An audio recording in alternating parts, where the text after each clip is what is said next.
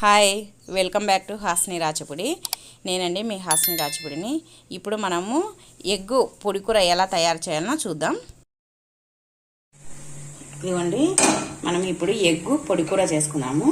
ముందుగా కడాయి పెట్టుకొని, ఇది చాలా సింపుల్గా చేసుకోవచ్చండి ఎవరైనా కూడా. కడాయిలో ఒక 2 టేబుల్ స్పూన్ల ఆయిల్ వేసుకోవాలి. ఇదిగోండి, ఆయిల్ హీట్ ఎక్కింది. ఇప్పుడు మీడియం సైజువి ఒక 4 ఉల్లిగడ్డలు తరిగి పెట్టుకున్నాను, అవి వేసుకోవాలి. ఈ ఆయిల్లో వేసుకోవాలి.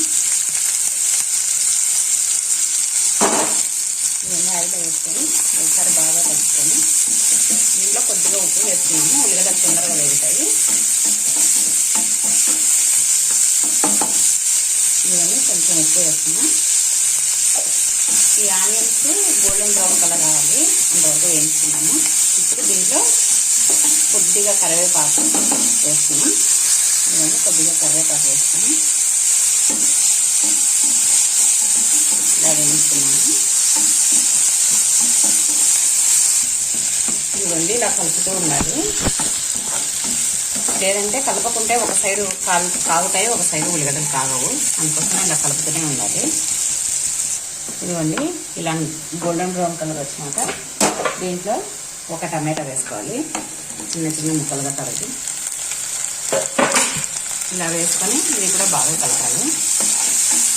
ఇది కూడా కొంచెం మగ్గాలి టమాటాలు.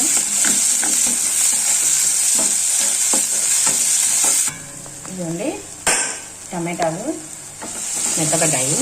ఇప్పుడు దీంట్లో ఎగ్గును పగలగొట్టి దీంట్లో వేసుకున్నాము. ఇదిగోండి, నేను 4 గుడ్లు వేసాను. ఇప్పుడు ఇది ఊక అలా అనేసి కొద్దిసేపు అలానే ఉండనివ్వాలి. 1 నిమిషం అలానే ఉండనిచ్చి తర్వాత కలుపుదాము. ఇదిగోండి, ఇప్పుడు కలుపుతున్నాము.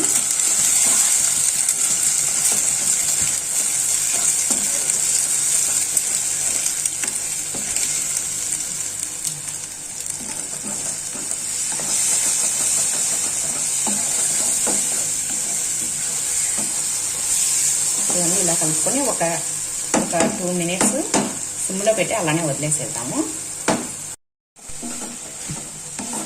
ఇవన్నీ ఇలా అయింది. ఇప్పుడు దీంట్లో ఉప్పు, కారం, పసుపు వేసుకున్నాము. ఫస్ట్లో కొంచెం ఉప్పు వేసినాం కదా, ఇప్పుడు చూసి వేసుకోండి. ఫస్ట్ ఆనియన్స్ కాగడానికని ఉప్పు వేసాం కదా. 1/2 టేబుల్ స్పూన్ పసుపు, 1 టేబుల్ స్పూన్ కారం వేసుకోవాలి. ఉప్పు, కారం, పసుపు వేసుకొని ఇలా బాగా కలుపుకోవాలి.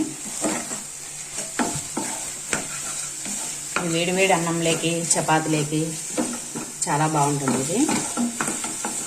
చూడండి, ఇలా బాగా కలుపుకోవాలి.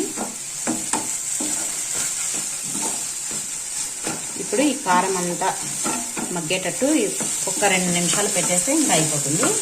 తర్వాత కొత్తిమీర చల్లుకున్నాను. ఇదిగోండి, 2 మినిట్స్ తర్వాత ఇలా అంతా పొడి పొడిగా అయిపోతుంది కూర అంతా. చూడండి ఎంత బాగుందో. ఇదిగోండి, ఇలా అంతా పొడి కూర మాదిరి అయిపోతుంది.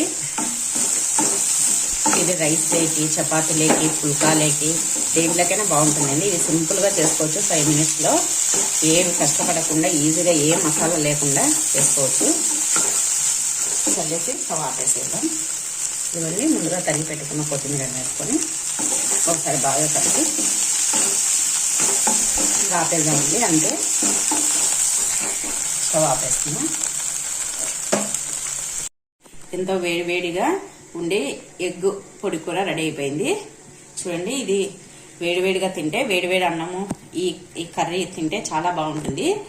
ప్లీజ్ ఈ వీడియో మీకు నచ్చినట్టయితే ప్లీజ్ లైక్ చేయండి, షేర్ చేయండి, సబ్స్క్రైబ్ చేయండి. పక్కనే ఉన్న బెల్ ఐకాన్ని క్లిక్ చేయండి.